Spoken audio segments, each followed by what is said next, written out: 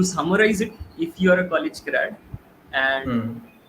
you're trying to apply through campus placements, then CGPA Hmm. might be a deciding factor. But if you're Hmm. going for an off-campus placement, or you are an experienced and going for an off-campus placement, that the Hmm. CGPA doesn't really matter at all. So when you have Hmm. multiple candidates, the one who takes care of the problem, on a Hmm. wholesome basis, he will get the priority, of course. So yeah, so these few things are really important. You get every damn thing that you need to be productive. You get Hmm. earphones, you get monitors. You Hmm. also can avail a phone. Hmm. Apart from that. So I've availed one. I've availed a Pixel 6a. But you get a cab who drops you from home to office and office to home. You get a lot of food for free, and it's really like 5 star. The food is like god level there, and even Hmm. the spectacle that I'm wearing right now, that's sponsored by Google only.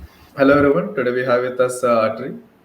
We connected on LinkedIn an year ago when he was joining Swiggy, and we had a good amount of discussion over LinkedIn. And later when we joined Swiggy, also we had a couple of interviews which are shadowing where we connected, and we've been in touch occasionally. And recently, when I got to know he cracked Google and joined a couple of months ago, so I was very excited to hear his experience and also share it with you guys over this channel. So hi Attri. Hey Shashank, thanks for having me in your channel. It's a pleasure to be here. I'm really Yeah, honored thank with the you. work that you're doing. So yeah, Yeah. great. Before going into the Google experience, Hmm. let me give a two-liners about me. Hmm. So um, right now I'm a software engineer at Google, but prior to Hmm. this, I have been working with two other companies. Hmm. Here, the first year of my software engineering career, I was actually Hmm. working with a telecom company, and I also did some bit of machine learning stuff there. But Hmm. then I decided to switch my domain and came to this food delivery domain, uh, Hmm. Swiggy specifically. And Hmm. here I learned a lot about how data works at scale, how Hmm. how apps operate at this huge scale, what are the best practices. Hmm. I got to meet a lot of new folks, learned a lot from them, Hmm. and eventually, I got a call from one of the recruiters of Google. I gave the Hmm. interview, and then I decided to switch. And Hmm. really, right now, I'm working for last 2 months at Google. Yep. So, Right. in short about me.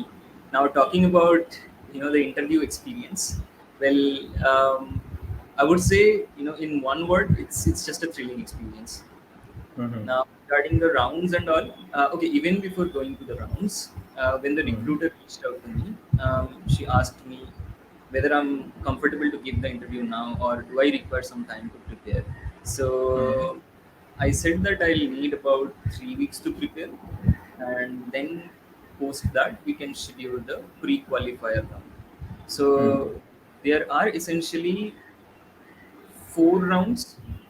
Hmm. Um, 5 rounds to be more specific. The first one is a pre-qualifier round, Hmm. where the standards of question is not um, that high.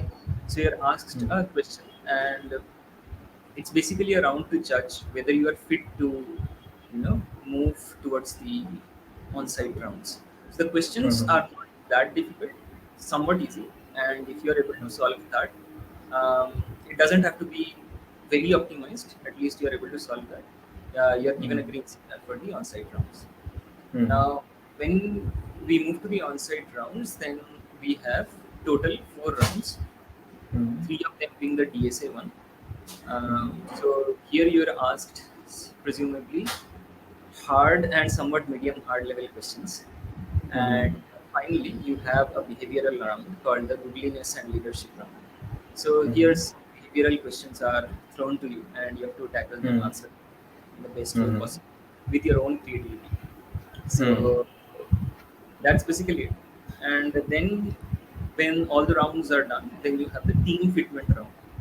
So Hmm. it's not really an interview, but a chance for you to match your interest with the team you will work with in the coming 2 to 3 years. Mm-hmm. So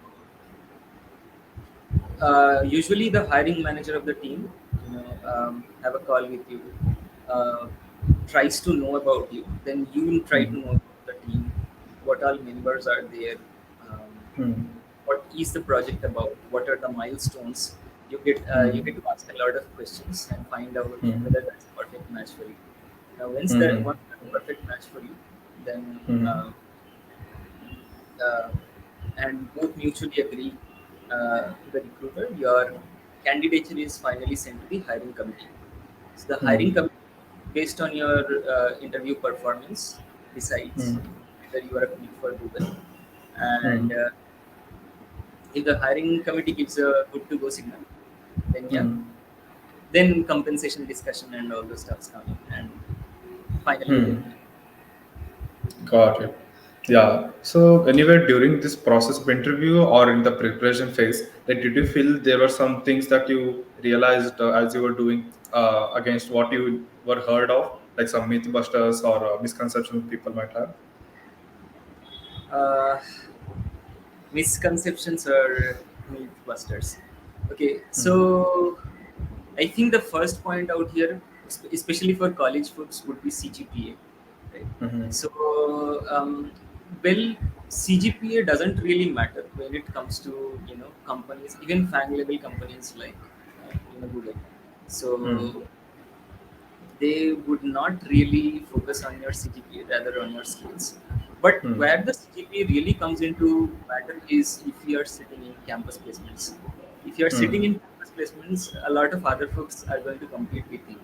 And Mm-hmm. if you are performing the same and you are getting the same marks in the interview, Mm-hmm. but the vacancy number of vacancies are limited, so they have to filter on Mm-hmm. something, and there the Mm-hmm. CGPA comes into the picture.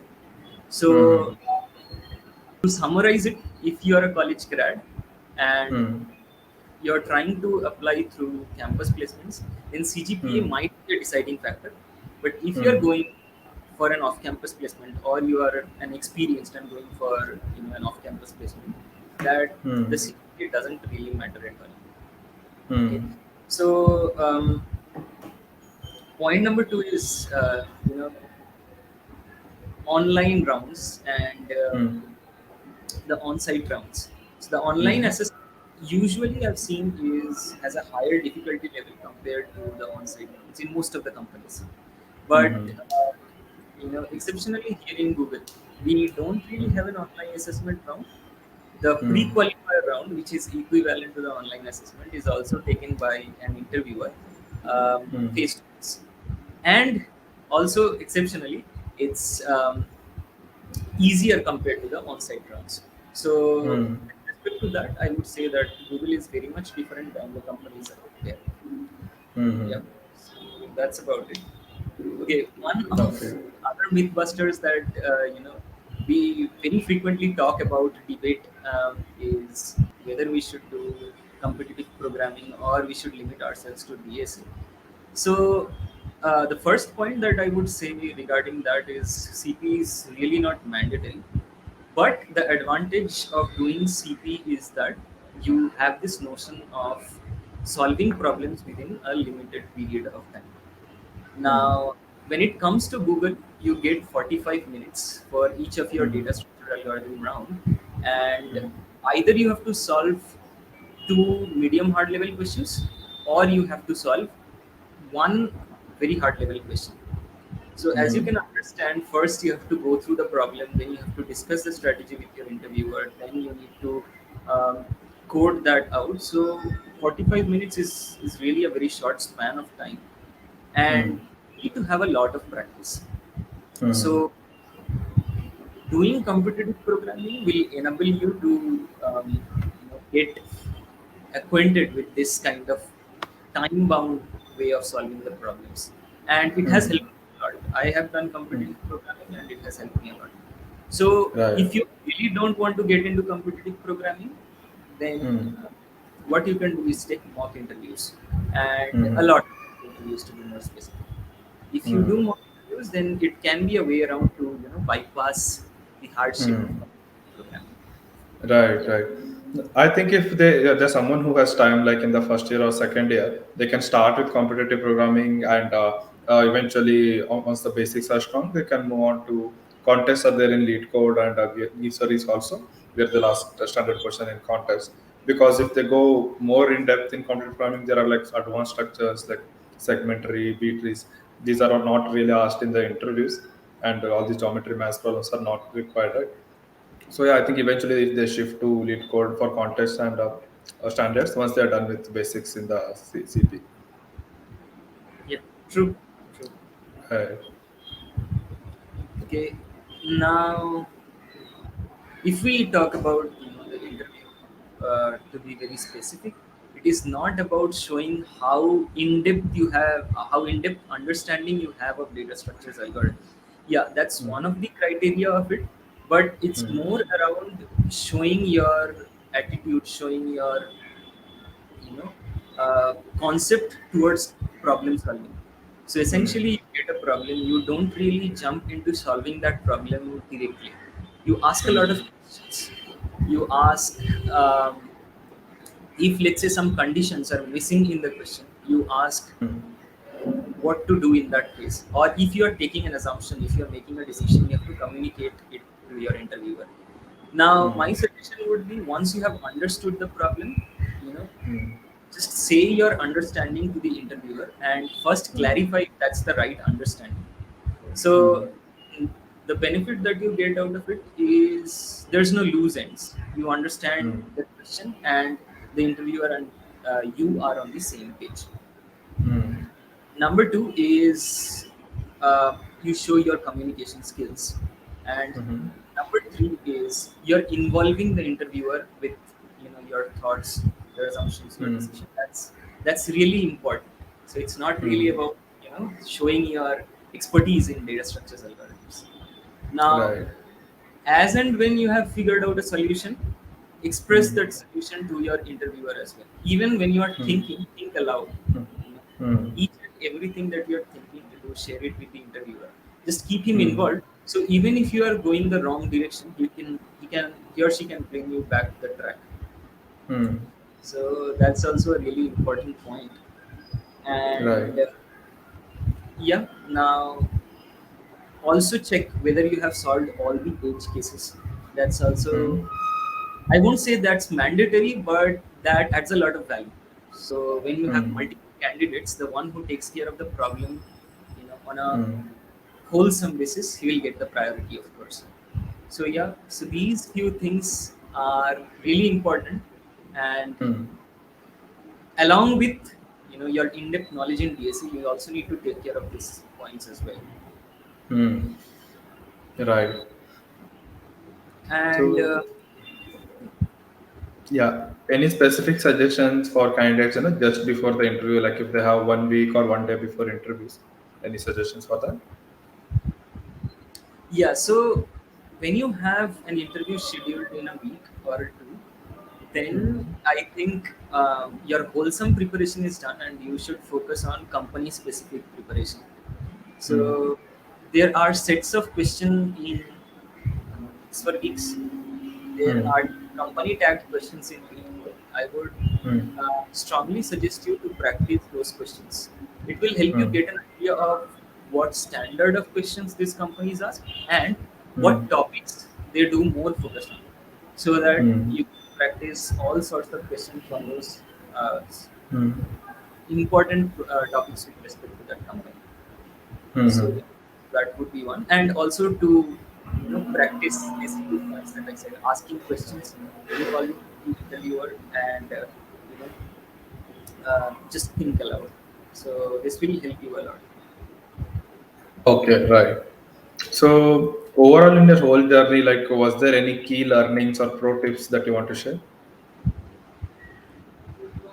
Yeah. So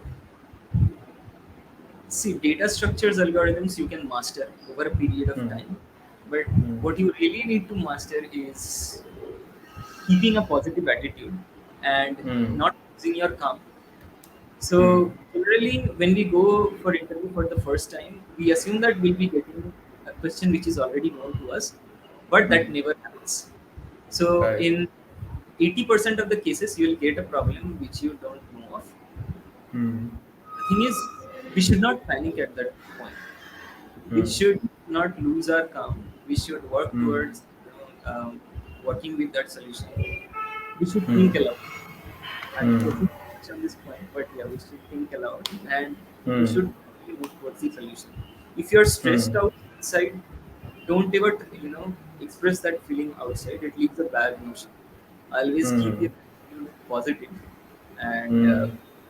show that you are eventually moving towards the solution. Hmm. Yeah. So, like, talking in the same terms, like, what do you think about role of luck? A role of luck. Yeah. Uh, well, this is very hard to tell, but yeah, sometimes it happens, and maybe there are some external factors, like let's say, your power goes off, your broadband goes off. These are some external factors, and let's say, Hmm. not even you, if the interviewer's power is going off, on and off, and he's Hmm. coming. This has happened to me actually in one of my Hmm. interviews, not Google, but Hmm. some other company, Hmm. and I was a bit, uh, you know, off the track and distracted due to those things. So. Hmm. Uh, I can call it. It happened due to my luck, and the result was Hmm. that I was given a level lower than what I think I deserve. So Okay. that's the reason I did not Hmm. pursue that company. Uh, Hmm. but yeah, this sort of things can really happen. But yeah, we should keep ourselves prepared for the worst. Right, right. So definitely, whatever things are not under our control, we have to learn. Not, but whatever things we can control are in our control, we should give our own effort and not rely on luck on those. Correct. Correct. Right. So, any suggestions related to mindset, like keeping the persistence, overcoming nervousness? The only thing that can overcome nervousness is, mock interviews. Hmm. So I've given around interviews with around 10 companies right now, and I've given more than 50 to 60 rounds of interviews. Hmm. That's a lot, I know, but yeah. Right. So if you give, even you don't have to sit in actual interviews. If you give mock interviews a lot, your Hmm. nervousness will automatically go away, and Hmm. you will eventually understand that staying positive actually helps. These things will come within you inherently. Keeping a smile Right. always is also a good factor that Hmm. interview focuses on a lot. Right. So need to practice that, and the only way to practice is giving mock interviews. Right. Right. Yeah. Like getting nervous will only make the situation worse. So we have to practice, keeping calm and to giving our best only. Yep, that's correct. Yeah. So, do you want to share any other experience, like any funny incident during your interview or anything significant in your experience that you want to highlight? Okay, so funny um, incident as in, so as you go through this 45 minutes long or 1 hour long interview, it's very likely for the interviewer to get bored, to get distracted. So Hmm. it's the candidate, it's you who need to make sure that the interviewer is completely involved in the conversation. So if you Hmm. think he is involved in something else, feel free to Hmm. call out his name, Hmm. or her name, and tell them, are you with me? Are you Hmm. still listening to what I'm saying? And keep constantly communicating. So this has Hmm. happened with me in one of my interviews. Hmm. So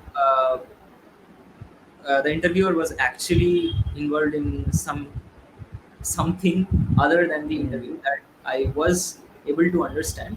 I was, Hmm. talking about the solution and all, and my, notion about the problem, strategies I was taking, but he was not showing interest. And Hmm. so what I did suddenly is I all of a sudden called out his name, and I Hmm. said, "Are you still with me? Are you following what I'm saying?" Hmm. And he suddenly, stopped his task and concentrated Uh, back. So hmm. it's really important for you to make your interviewer go through whatever you are thinking, your thought process. And if you Hmm. need to take a step, feel free to take that. Hmm. Yeah. Got it.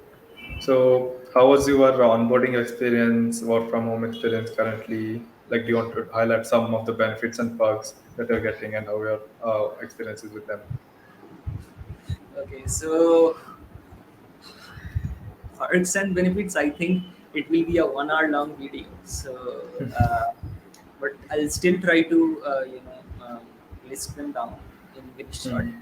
And regarding onboarding experience, yeah, it was really good. Like everything is documented, every step Hmm. that you need to carry out, and in what sequence you need to carry out those steps that are very Hmm. well documented. Hmm. So there are two levels of onboarding: onboarding at Google and onboarding to your home team. Hmm. So everything is like very well documented so that you can follow them and be productive in a very short span of time. So I would Hmm. say it's really good. And talking Hmm. about the benefits and sparks, okay, Hmm. so first of all, the equipment that you get is a very high-end equipment. Hmm. So I got a M1 Max 16 inch, and Hmm. it's really fun to work on that system. Other than Hmm. that, you also get some cloud resources with very high configuration for Hmm. running your application, for testing your application. Other Hmm. than that, you get every damn thing that you need to be productive. You get Hmm. earphones, you get monitors, uh, and a lot of things. And you Hmm. also can avail a phone Hmm. apart. So I've availed one. I've availed a Pixel 6a for me, Hmm. and yeah, that's basically it. And then coming to the Nice. reimbursements, you can get a corporate number as well. So Hmm. that is auto reimbursed. Your Hmm. broadband connection is reimbursed as well. Like Hmm. that's a very common thing in one of the Hmm. companies. So you get um, home to office cabs facility. Hmm. Hmm. So you get a cab who drops you from home to office and then from back from office to home. Hmm. Then the main thing that you have in Google is the food, of course. Yeah. Um, so you get a lot of food for free, and it's really like five-star hotels, five-star restaurant level Hmm. food. You have this cafe counters where you can bring Hmm. your where you can prepare your customized coffee and chai Hmm. as well. Hmm. So the food is like god level there. Hmm. Unfortunately, I haven't been able to experience that yet since I'm working from home. Okay. But I'll Hmm. be moving to Hyderabad, and I'm really Hmm. excited to experience that. Other Hmm. than that, there are medical insurance and all the things which most of the companies provide. So Hmm. even the spectacle that I'm wearing right now, that's sponsored by Google only. So Oh, okay. that comes Nice. under yeah, that comes under a part Hmm. of Google. So Hmm. yeah, that's basically it. And Hmm. again, like the list is never ending, but these are Hmm. the parts that we have. And also we have Hmm. hybrid work policy, so it's like 2 to 3 weeks in office and 2 to 3 weeks in home. So you can um, basically balance your time between your family and office. Yeah. Hmm. Got it. Yeah, I think that's all we had planned for this session. Okay, thank you, Attri, for being with us. Looking forward to have you again for any other experience or discussions like this. Sure. Thanks a lot, Shashank.